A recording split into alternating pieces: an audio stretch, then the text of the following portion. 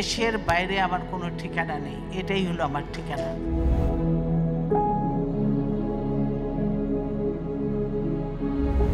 এই দেশ, এই দেশের মাটি, মানুষই আমার সবকিছু। বর্ণমালা রোমিও বিল্ডার্স নিবেদিত হৃদয়ে খালেদা জিয়া।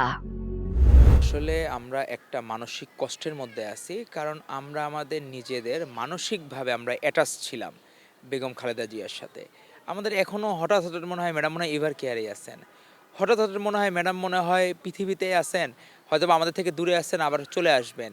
এরকম একটা আমরা সম্মোহনী একটা ক্ষমতা ম্যাডামের যা ছিল, সেই সম্মোহনী ক্ষমতায় আবিষ্ট হয়েছিলেন বা সম্মোহনী ক্ষমতায় পড়েছিলেন বাংলাদেশের অজস্র মানুষ। তার সেই গুণ ছিল, তার সেই ডাইনেস্টি ছিল যে উনি নিজে গৃহবধূ থেকে, আপনি 1982 সালের 3রা জানুয়ারি উনি বিএনপির প্রথম সদস্য হন। সেই সদস্য থেকে ভারপ্রাপ্ত চেয়ারম্যান হয়ে তারপরে চেয়ারপারসন হওয়া, সেই চেয়ারপারসন হওয়ার জার্নিও ছিল 41 বছরের। তো 41 বছরে কাউকে নিয়ে উনি কোনোদিন কটু কথা বলেন নাই, নিজের দলেও না, নিজের দলের বাইরেও না, অপোনেন্টকে নিয়েও না।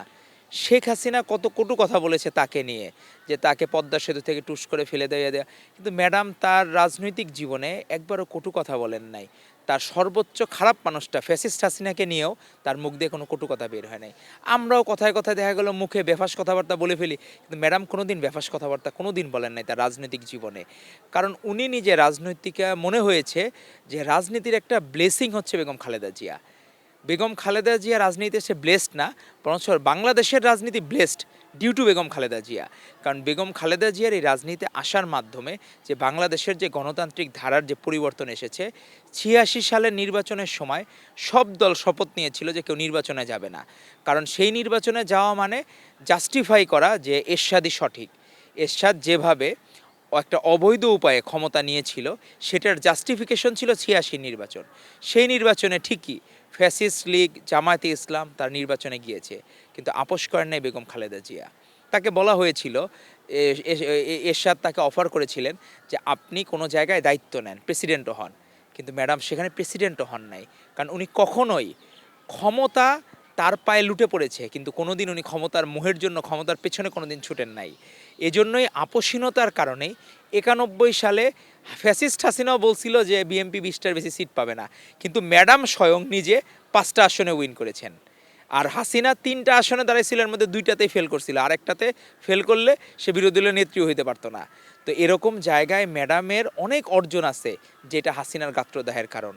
আজকে এই জেনজির যারা, এদের কিন্তু মায়েরা যারা শিক্ষিত মা, আমরা বলেছিল না যে আপনাকে শিক্ষিত মা দাও, আমি কি শিক্ষিত জাতি উপহার দেব, সে নেপোলিয়ন বোনাপার্টের মতো আজকে বাংলাদেশে এই ম্যাডাম খালেদা জিয়া সেই বাংলাদেশে যে শিক্ষিত মা উপহার দিয়েছিলেন। এই জন্যই আমরা এই জেনজি যে এত সচেতন, এগুলো কোথা থেকে এসেছে?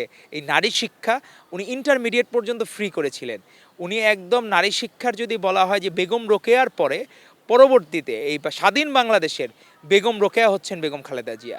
উনি যে এই উদার মনে মানুষের উপকার করেছেন এবং নারীদের শিক্ষার প্রসার ঘটিয়েছেন, এটি আর কেউ করতে পারে নাই। জিয়াউর রহমানের রেখে যাওয়া আদর্শকে ধারাবাহিকভাবে বহন করে তারেক রহমানের হাতে পর্যন্ত তুলে দেওয়া পর্যন্ত ম্যাডাম ছিলেন একটি সেতু বন্ধন, যে জিয়াউর রহমান আর তারেক রহমানের মাঝে।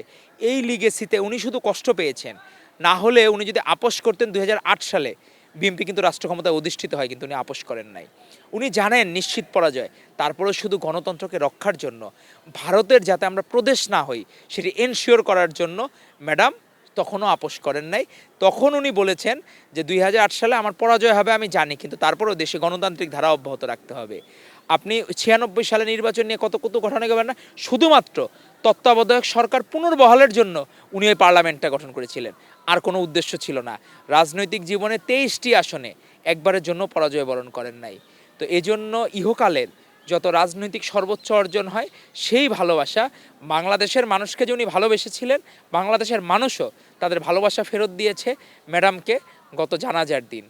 সেই জানাজায় যে এত জনস্রোত, একটা মানুষকে একটা টাকা দিয়েও আনতে হয় নাই, শুধুমাত্র মানুষজন এসেছে যে ম্যাডামকে এই বাংলাদেশের জন্য একটা আশীর্বাদ মনে করে এসেছে তারা, যে আমরা আমাদের আশীর্বাদকে হারিয়ে ফেললাম, আমরা আমাদের ভালোবাসার মানুষকে হারিয়ে ফেললাম, ভালোবাসার প্রধানমন্ত্রীকে হারিয়ে ফেললাম, এই কারণে এসেছে, আর কোনো উদ্দেশ্য ছিল না। ম্যাডামের কোনো বিষয় একটা খুঁতো হাসিনা বের করতে পারে নাই, এজন্য নোংরা কথা বলতো। হাসিনার যে ভণ্ডামি, তার ওইখানে গণভবনে যখন 5ই আগস্ট পাওয়া গেল, এখানে মদের বোতলও পাওয়া গেছে। ম্যাডাম কোনো দিন কোনো বিষয়ে আপোষ করেন নাই, এবং এখানে উনি অনন্য উচ্চতায় চলে গেছেন বলেই বাংলাদেশের মানুষ মনে করেছে আমরা সত্যিকার অর্থে অভিভাবক শূন্য হয়ে গেলাম।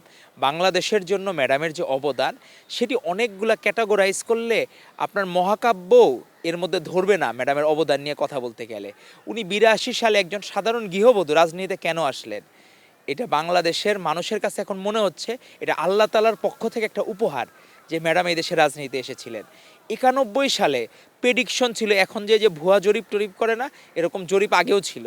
91 সালের জরিপে দেখা গেছিল অনেক দল অনেক কিছু বিপুল ভোটে জয় করবে, কিন্তু ম্যাডাম 27শে ফেব্রুয়ারি ইলেকশনের আগের দিন 26শে ফেব্রুয়ারি উনি ভাষণ দিয়েছিলেন জাতির উদ্দেশ্যে যে ওদের হাতে গোলামির জিঞ্জির, আমাদের হাতে স্বাধীনতার পতাকা। সেই গোলামির জিঞ্জির থেকে শেখ হাসিনা ফ্যাসিস্ট কিন্তু বের হইতে পারে নাই, কিন্তু ঠিকই ম্যাডাম খালেদা জিয়া স্বাধীনতার পতাকা বহন করে আজকে ঠিকই মানুষের ভালোবাসায় সমাদৃত।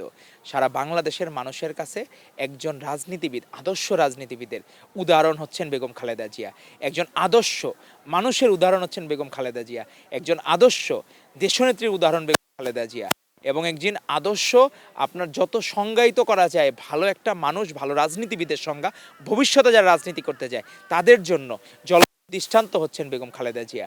আজকে মনে হচ্ছে উনি মৃত্যুবরণ করেছেন, কিন্তু এখনও মনে হচ্ছে উনি মৃত্যুর মধ্য দিয়ে অমরত্ব লাভ করেছেন, যে ওনার এই অমরত্ব হচ্ছে সারা বাংলাদেশের মানুষ তাদের কাজের মাধ্যমে ওনাকে ধারণ করবে, ওনাকে হৃদয়ে ধারণ করবে।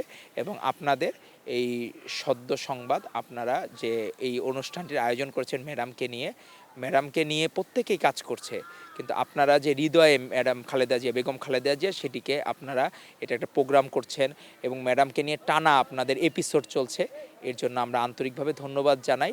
কারণ ম্যাডাম শুধু বিএনপির সম্পদ না, সারা বাংলাদেশের সম্পদ। আপনাদের সকল এই হাউসগুলো, সদ্য সংবাদের মতো সকল যে হাউস আছে, তারা তাকে যত আফোল্ড করবে, বাংলাদেশের মানুষ জানবে যে এই মানুষটা দেশকে কি অনন্য উপায়ে ভালোবেসেছেন, দেশকে কি মহিমান্বিত উপায়ে ভালোবেসেছেন, এবং নিজের দেশে ট্রিটমেন্ট নিয়ে মৃত্যুবরণ করেছেন, তাও আপোষ করেন না এক মুহূর্তের জন্য।